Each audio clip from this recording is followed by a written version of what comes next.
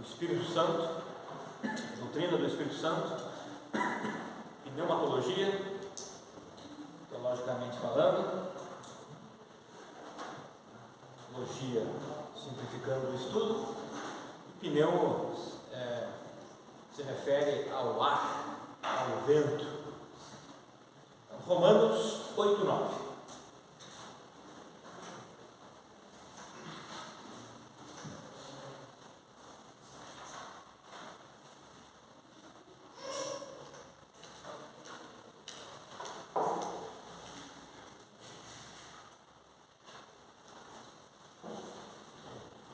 Vós, contudo, não estáis debaixo do domínio da carne, mas do Espírito, se é que de fato o Espírito de Deus habita em vós. Todavia, se alguém não tem o Espírito de Cristo, não pertence a Cristo. O Espírito Santo é a terceira pessoa da Trindade divina e, portanto, ele possui um caráter divino, sua essência divina. E ele esteve na criação do mundo. Lá em Gênesis 1:2 diz assim: a terra, entretanto, era sem forma e vazia. A escuridão cobriu o mar que envolvia toda a terra, e o Espírito de Deus se movia sobre a face das águas. Ele esteve envolvido na criação do ser humano, em Gênesis 1:26. Então Deus determinou: façamos o ser humano à nossa imagem, de acordo com a nossa semelhança, dominem eles sobre os peixes do mar, sobre as aves do céu, sobre os grandes animais, em todas as feras da terra e sobre todos os pequenos seres viventes que se movem rente ao chão. Então, no capítulo 1, no versículo 2, fala que o Espírito Santo de Deus se movia sobre a face das águas, e já no versículo 26, então Deus diz: façamos o ser humano, no plural, se referindo a Deus Pai, se referindo provavelmente ao Espírito Santo, porque no versículo 2 ele é mencionado, e também se referindo a Jesus Cristo, porque em outros textos do Novo Testamento nós percebemos lá Jesus Cristo estando envolvido na criação do mundo também. E veja que, conforme Romanos 8:9, o Espírito Santo, ele habita na vida do Filho de Deus. A presença de Deus se manifesta em nossas vidas através do Espírito Santo. A divindade, de certa forma, habita em nós espiritualmente pelo Espírito Santo. Porque diz lá em Romanos, né? Vocês estão aí, né? Romanos, está lá. Vós, contudo, não estáis mais debaixo do domínio da carne, mas do Espírito, ou seja, do domínio do Espírito Santo. Se é que de fato o Espírito de Deus habita em vocês. Se o Espírito Santo de Deus habita em vocês, a carne não domina mais vocês. Apesar de que ainda pecamos, sim, de que ainda cedemos, mas é diferente agora, porque nós temos o Espírito Santo que nos ajuda a não precisarmos sermos dominados pela carne, pelas vontades, dos desejos da nossa carne, que foi ou seja, do nosso coração que foi corrompido pelo pecado. Se alguém não tem o Espírito de Cristo, ele não pertence a Cristo.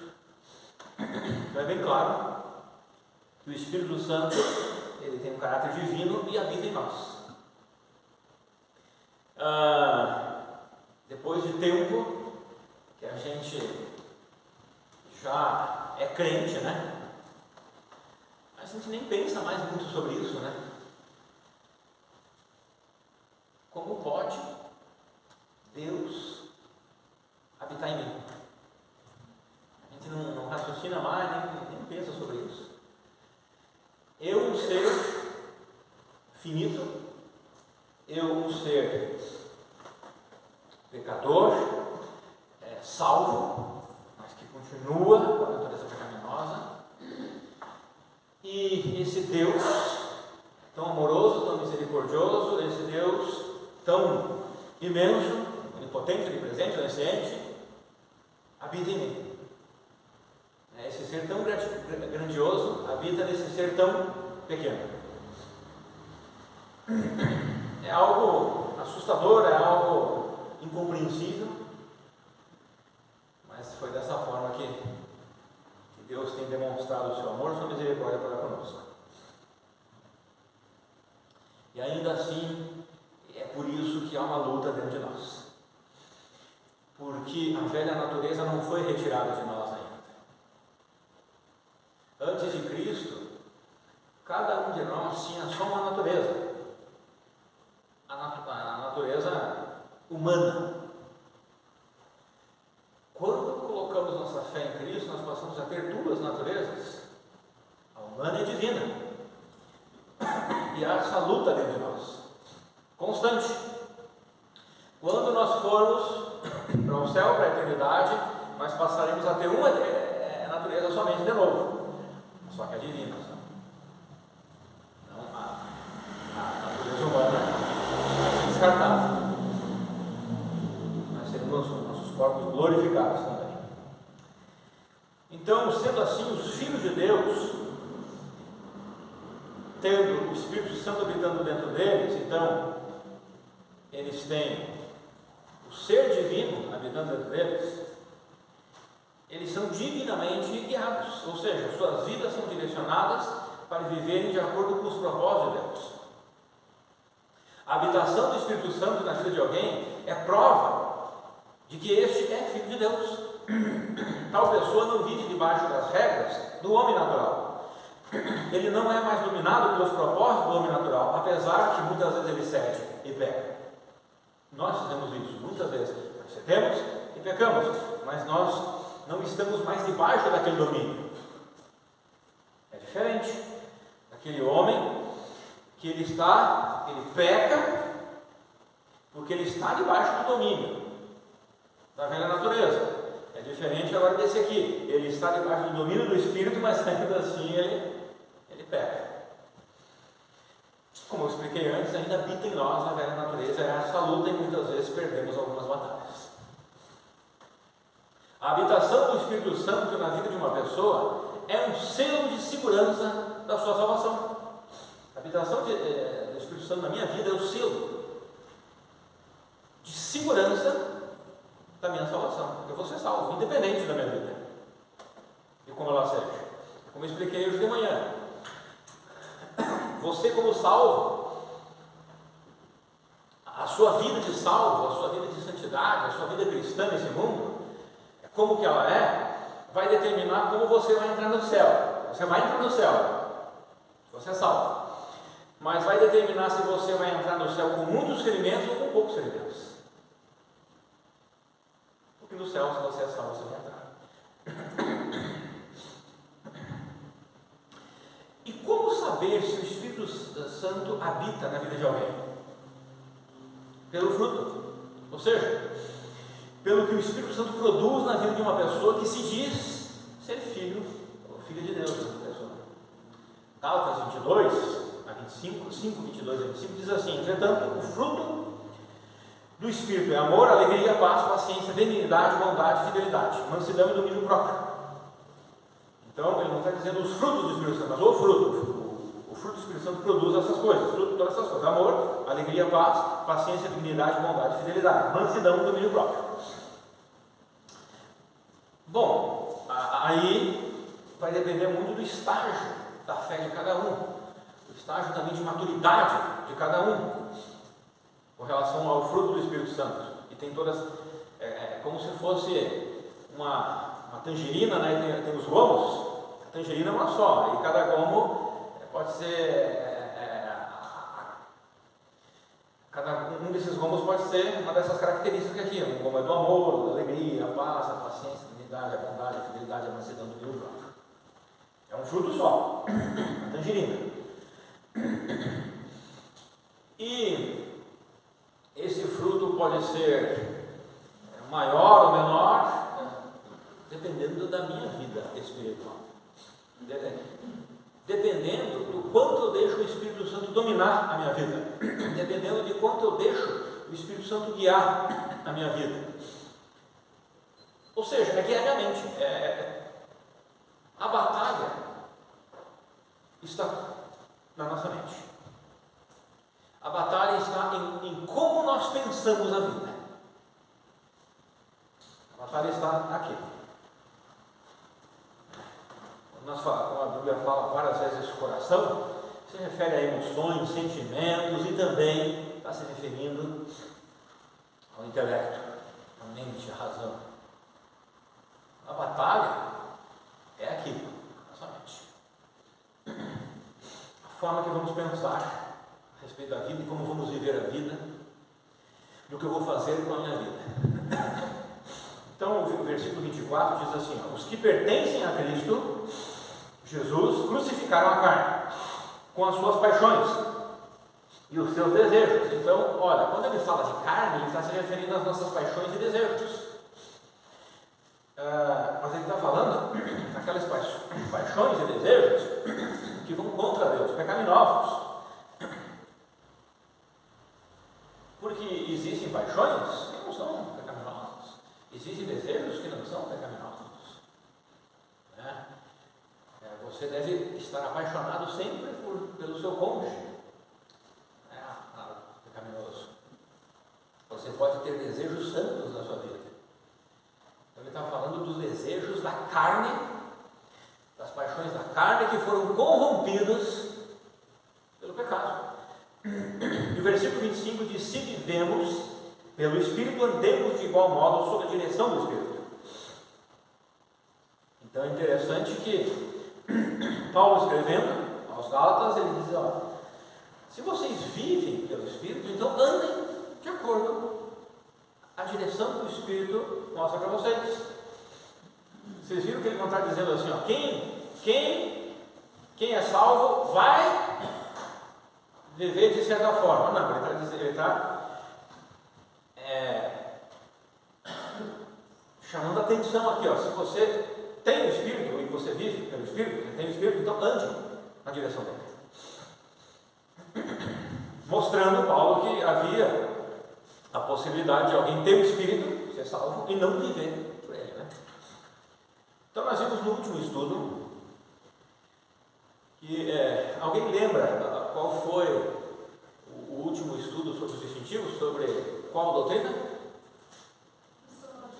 Cristologia, né?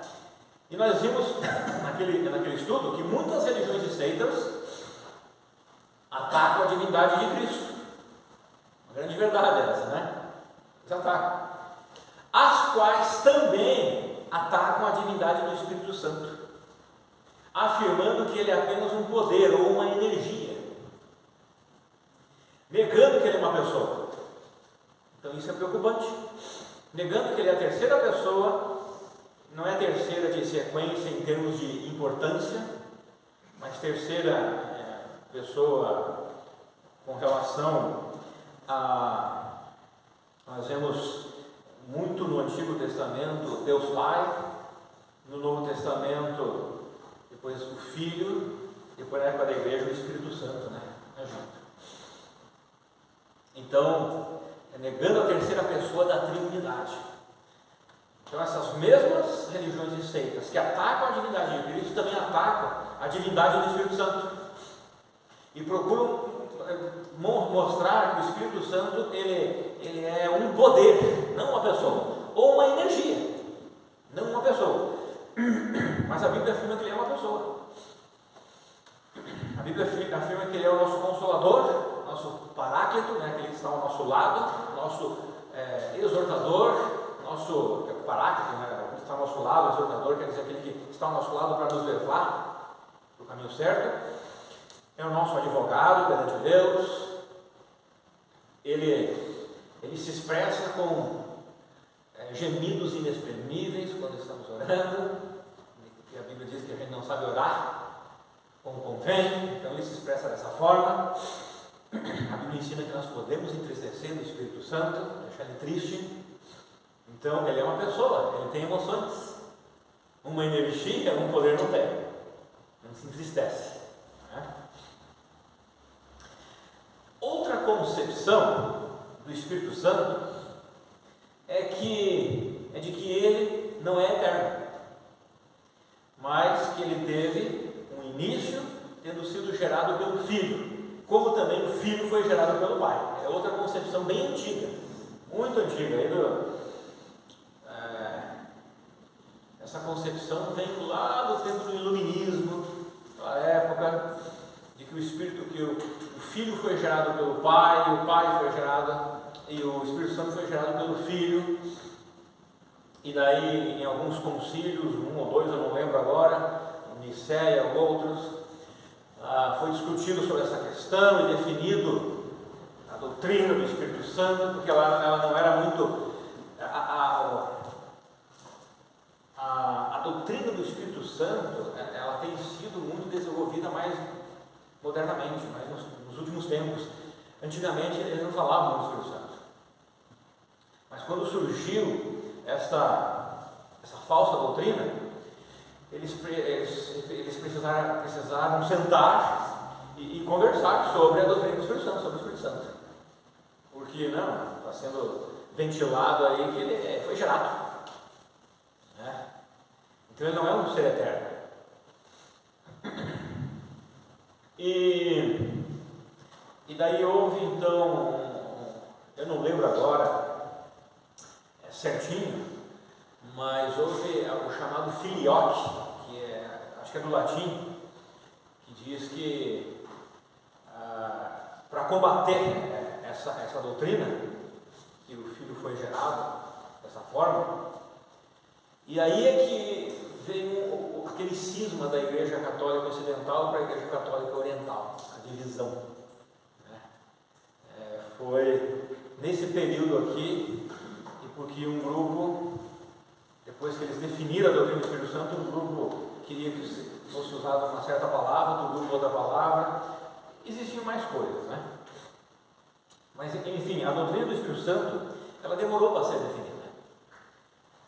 E foi quando um pastor da cidade de Alexandria, uma cidade lá no Egito, começou a ensinar que o Espírito Santo então teve um início, que a igreja resolveu se aprofundar na doutrina do Espírito Santo para defini-la como uma proteção a essa heresia e outras heresias. O equilíbrio sempre é um ponto agradável, em tudo. E naquela época se ignorava muito sobre a pessoa do Espírito Santo, né? A igreja ignorava muito. Épocas mais avançadas, como a nossa, se dá muita ênfase na pessoa do Espírito Santo, que acabamos por conhecer questões do Espírito Santo que são até abusos do que a Bíblia ensina, vão além do que a Bíblia ensina. Por isso que eu disse que o equilíbrio sempre é algo bom, porque antigamente a balança estava para um lado, se ignorava sobre o Espírito Santo. Hoje em dia, em muitas igrejas, a ênfase é muito grande sobre o Espírito Santo, que chega a minimizar a pessoa de Jesus Cristo. Então o equilíbrio é ótimo nesses termos. Por isso, ainda é importante o estudo saudável sobre a pessoa e a obra do Espírito Santo. Ainda é necessário. Existem algumas seitas religiões que ensinam que o Espírito Santo é uma energia, um poder, mas eles estão um pouquinho longe de nós. A questão do Espírito Santo ter sido gerado, ter tido um início, também isso ficou um pouquinho para o passado, mas nós devemos continuar estudando sobre a pessoa e a obra do Espírito Santo, porque há outros abusos no nosso meio, modernos, sobre a pessoa do Espírito Santo. Também penso que é importante ressaltar que outro pastor, teólogo, Armínio, em sua doutrina conhecida como antagônica do calvinismo, o fundador da teologia arminiana, o arminianismo, ensinava que o esforço para a salvação do ser humano substituía a obra do Espírito Santo na regeneração do homem, não totalmente, mas em parte. O que ele ensinava e os seus proponentes depois é algo como uma sinergia. O que é isso? Eu preciso ajudar Deus para ser salvo. É diferente da monergia, que é Deus que faz tudo para a minha salvação. A única coisa que eu faço é aquilo que Ele coloca dentro de mim, fé. Eu coloco fé nele.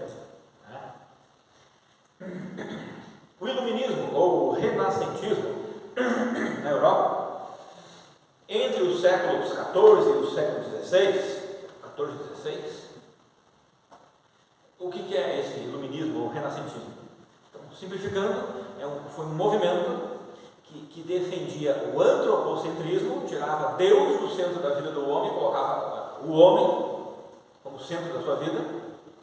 O racionalismo, agora muitos crentes pecam nessa área, porque daí eles acabam indo desequilibrando a balança, eles vão do outro lado. A gente não tem que ser racional, a Bíblia não ensina isso.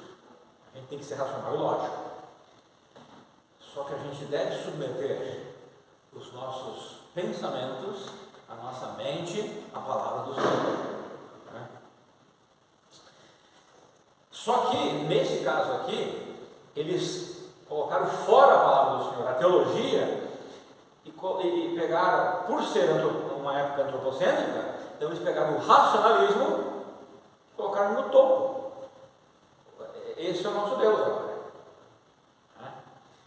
E daí, crentes radicais, então, eles pegam o racionalismo, jogam fora e vivem meio bagunçados, né? Não, tem que pegar o racionalismo, a razão, desculpa, e colocar no seu devido lugar, pronto. Também, esse movimento defendia o cientificismo e o individualismo que nós temos até hoje. É o cientificismo que tudo deve ser provado, e há coisas que você não tem como provar fisicamente, né? Tem como fazer isso. Então, o iluminismo ou o renascentismo encena a razão humana, que torna-se um padrão supremo. Esse é um erro, sim. Pois achava-se que tal, né, a razão humana poderia comprovar todas as crenças do cristianismo. E foi outro problema, porque daí o renascentismo entrou também na vida de alguns teólogos e nas igrejas. E muitas igrejas, pastores e teólogos, então eles começaram a trazer essa ideia de que a razão do homem poderia explicar as crenças, comprovar as crenças do cristianismo. E logo essa ideia foi se transformando no princípio de que somente aquelas coisas que podem ser estabelecidas pela razão são merecedoras de confiança. Se não dá para entender, não dá para confiar. É assim que eles pensavam. Mas o Senhor Deus, Ele é supralógico. Como você vai comprovar que é supralógico? Não tem como. Nós precisamos crer, confiar na sua palavra. É supralógico. É além da lógica, vai além, acima. Dessa forma, Deus passou a ser considerado como algo muito distante da vida e da realidade humana. Naquela época que nós colhemos ainda frutos hoje em dia. Consequentemente, a doutrina do Espírito Santo, que é o meio particular de relacionamento de Deus com os seres humanos, foi muito negligenciada, principalmente nas igrejas da Europa daquela época. Porque se é tudo pela razão agora, para que Espírito Santo? O Espírito Santo não é o ser. Lembra disso que eu falei? O Espírito Santo não é o ser, não é um ser divino, uma pessoa, e habita em mim, em você. E é o Espírito Santo então que faz essa conexão, esse link entre eu e o Deus Pai. Mas se é ensinado que a razão agora sentou-se no trono, para que Espírito Santo? Perde-se então, a igreja se esfriou, na verdade, a igreja ficou fria, ficou um gelo, né? E nós precisamos cuidar com isso, porque às vezes nós, com algumas razões, fizemos críticas a doutrinas neopentecostais a respeito do Espírito Santo, que são abusos, e acabamos indo, por causa do nosso medo, a gente acaba indo para um lado da balança, igual o racionalismo fez lá, e ficamos frios, ficamos gelados, e a gente nem quer ouvir falar no Espírito Santo. A gente precisa tomar cuidado. A gente não deve seguir os ensinamentos que a gente não concorda, são errados sobre o Espírito Santo, esses meios sentimentais, mas a gente não deve jogar o Espírito Santo fora, nem os sentimentos fora, né? Deve colocar eles no devido lugar, como eu falei antes sobre a razão humana. Vamos jogar fora a razão humana, porque o renascentismo colocou ela no topo da vida cristã e vamos jogar fora, não. Vamos pegar ela e só colocar no devido lugar. Aqui é o lugar dela, aqui é o lugar do Espírito Santo, aqui é o lugar dos sentimentos.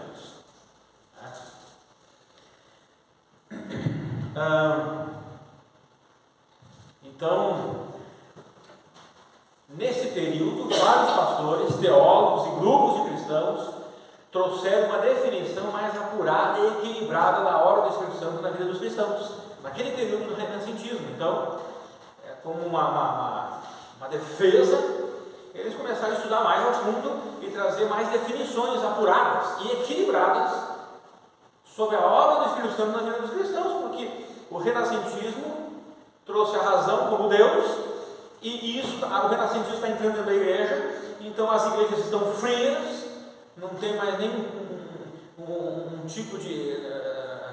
não se age mais pelo Espírito Santo, não há nenhum tipo mais de sentimentalismo, com todo cuidado, limites, a igreja está num cubo de gelo.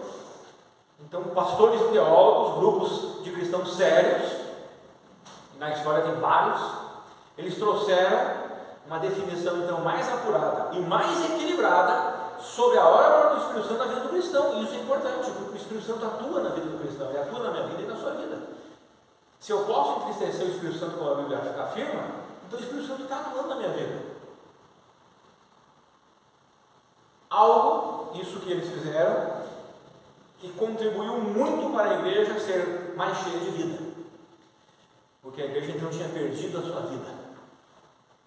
Isso aconteceu devido ao esfriamento espiritual dentro da igreja reformada na Europa, porque então o intelectualismo, o racionalismo, o iluminismo começou a tomar conta dos púlpitos daquelas igrejas, e a igreja então ela começou a perder a vida. Por que ela começou a perder a vida? Porque ela começou a ignorar o Espírito Santo, e o Espírito Santo é que dá vida para a igreja. Ele é que move, ele é que guia, ele é que direciona. É por isso que eu disse que a gente precisa tomar cuidado quando nós fizemos certas críticas, para não ir no outro extremo. Senão a gente vira igual as igrejas reformadas daquela época da Europa lá, frio, sem vida. Bom, mais tarde nós temos o pentecostalismo, que foi uma reação contra a frieza que começou a caracterizar as igrejas estabelecidas na era moderna. Esse propósito não é bom, é um ótimo propósito. É uma reação contra a frieza. Agora ele não está mais falando das igrejas reformadas da Europa, ele está falando das igrejas agora mais do nosso século XIX e XX, principalmente no século XX, que estavam frias. E o pentecostalismo veio uma reação a isso, essa frieza que existia dentro da igreja. Então isso é certo, é correto, da parte do movimento pentecostal, isso é correto. Só que eles trouxeram abusos que não são corretos, que a gente não deve aceitar, né? Principalmente na área sentimental. Os cultos se tornaram apenas sentimentais. E embora a razão. Então a gente precisa ter equilíbrio em tudo. Vou colocar a razão fora porque o renascentismo não, vou colocar no seu devido lugar. A razão deve ser serva da fé. E agora nós vamos colocar o sentimentalismo fora porque os pentecostais usam, não. Vou colocar no seu devido lugar. O nosso culto ele deve ser racional e nós devemos ter paixão por Cristo também, ter sentimento por Cristo, quando nós adoramos a Deus nos nossos cultos.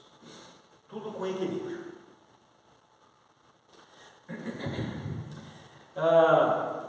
Mas o pentecostalismo enfatiza o batismo do Espírito Santo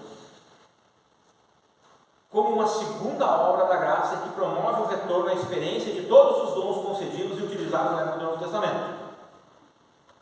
Isso é chamado de continuismo dentro da teologia, tá? O contrário é chamado de cessacionismo. Eu sou um cessacionista, tá? Ou seja, pelo menos eu creio que 3 dons foram cessados: o de línguas, o de milagres e o de cura. Eu não estou dizendo que Deus não pode agir com esses milagres na vida de alguém, com esses 3. Se Deus quiser, Ele pode. Ele pode fazer alguém falar em línguas por algum motivo, ou fazer um milagre, faz milagres e curar. Deus pode. Eu estou falando de dom.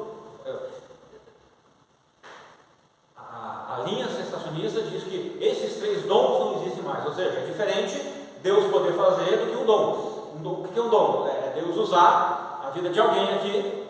Então, Deus vai dar esse dom para o Osamar, dom de cura, né? Deus vai dar o dom de línguas para o Israel. Ele já tem, falando 2, né? Então, nisso que eu não creio. Que tem esses dons. Mas eu creio que se Deus quer fazer, Ele faz.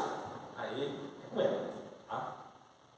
E o continuismo, não. O continuismo crê, existe no meio batista com pastores continuistas, igrejas continuistas. Tá? Crê que esses 3 dons, eles continuam, existem. Bom, enfim. Nós também cremos no batismo do Espírito Santo. Mas não como uma segunda obra da graça de Deus. Nós cremos que nós somos batizados no Espírito Santo no momento da salvação. Então o pentecostalismo trouxe como o batismo no Espírito Santo como uma segunda obra da graça, como uma reação contra a frieza dentro da igreja moderna, da nossa época. Mas eles não precisavam ter feito isso. Era confundido ali algumas coisas.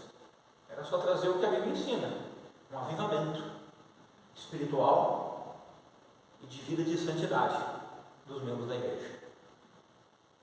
É a vida de santificação. Eles confundiram, na verdade, o batismo do Espírito Santo, a segunda obra do batismo do Espírito Santo, com uma obra de avivamento por causa da santificação na vida dos crentes. E como que acontece isso? A gente vê muitas vezes no meio pentecostal também avivamentos. Toda a igreja fica alvoroçada com sentimentos, e isso pode acontecer, sim, eu creio que sim. Mas o avivamento, eu penso que ele vai acontecer individualmente na vida de cada um. E daí, quando cada um então é avivado, vive uma vida santa, cada um se reúne na igreja, e reunidos na igreja, então eles adoram a Deus de maneira fervorosa.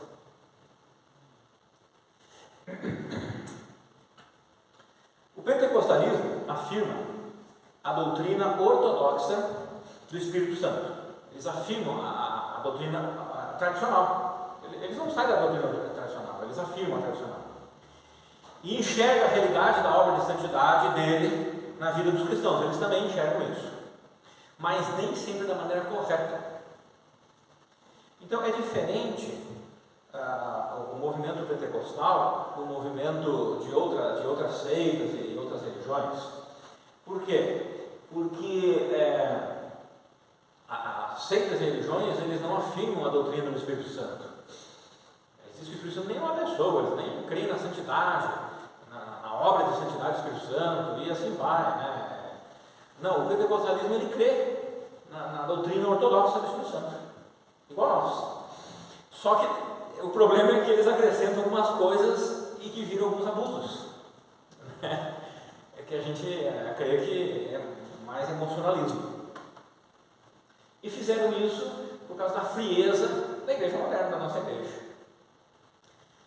Eu creio que se a igreja está fria, nós devemos fazer alguma coisa, mas não partir, vou dizer, entre aspas, para a ignorância, né? Partir para o sentimentalismo.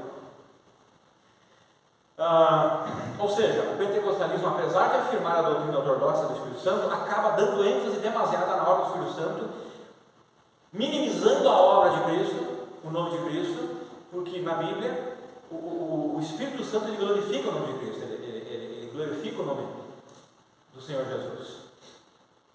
Eles acabam se distanciando um pouquinho daquilo que a Bíblia ensina. Então, na tentativa de definir ou de desenvolver essa doutrina, a doutrina do Espírito Santo, alguns movimentos acabaram ou acabaram se distanciando da ortodoxia, seja de forma racionalista e fria, ou seja, com entusiasmo desequilibrado ou com misticismo. Então, no esforço de definir e desenvolver a doutrina do Espírito Santo, movimentos religiosos, igrejas, na Europa, nos Estados Unidos, no Brasil, em qualquer lugar, alguns eles se distanciaram da doutrina ortodoxa, tradicional, com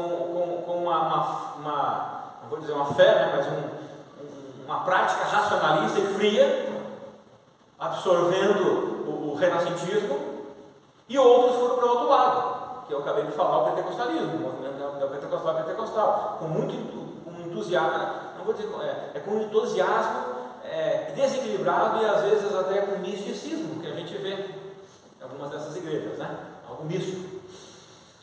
Então nós precisamos ter entusiasmo, ser fervorosos? Sim, é óbvio que sim. Nós podemos colocar o nosso sentimento para adorar o Senhor? Sim, é óbvio que sim, mas com equilíbrio. Agora vamos ver as obras que o Espírito Santo realiza em nossa época no templo da igreja. João 16, 7 a 11 diz assim: todavia, eu vos asseguro que é para o vosso bem que eu parto. Se eu não for, o advogado não poderá vir para vós. Mas se eu for, eu enviarei. Quando então ele vier, convencerá o mundo do seu pecado, da justiça e do juízo de Deus. Do pecado, porque a humanidade não crê em mim. Da justiça, porque eu vou para o Pai e vós não me vereis mais. E do juízo, porque o príncipe desse mundo já está condenado. Então aqui nós podemos ver que o Espírito Santo ele trabalha para convencer os perdidos de seu pecado, para convencer que Deus é justo para com todos, será justo para com os que estão em Cristo e justo para os que são rebeldes para com Deus, e para convencer os homens de que haverá um juízo sobre todos. Então é importante nós orarmos ao Senhor Deus para que o Espírito Santo convença pessoas para a salvação.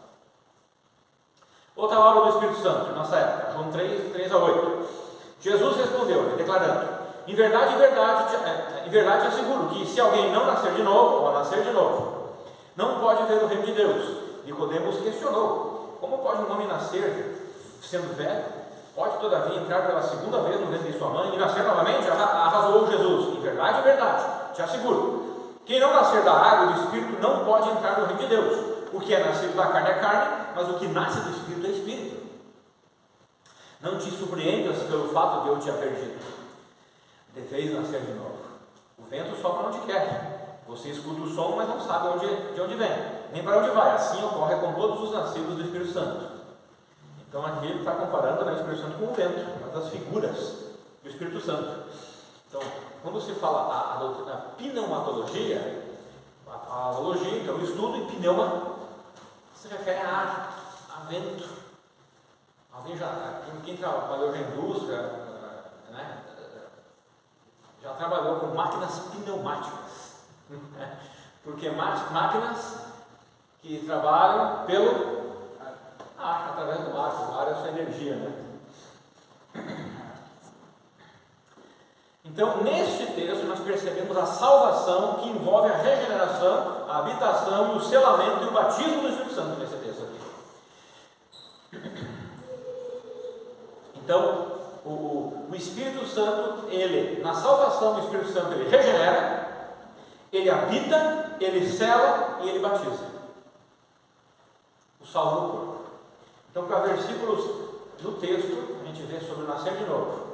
E fala sobre o Espírito Santo, envolvido com o nascer de novo. Quem é da carne é carne, quem nasce da carne é carne, mas quem não nasce do Espírito é Espírito.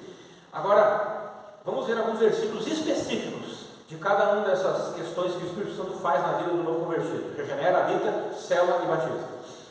Para a regeneração, Tito 3,5. Não por causa de alguma atitude justa que pudéssemos ter praticado, mas devido à sua bondade. Ele nos salvou por meio do lavar regenerador e renovador do Espírito Santo. Ele nos regenera e nos renova.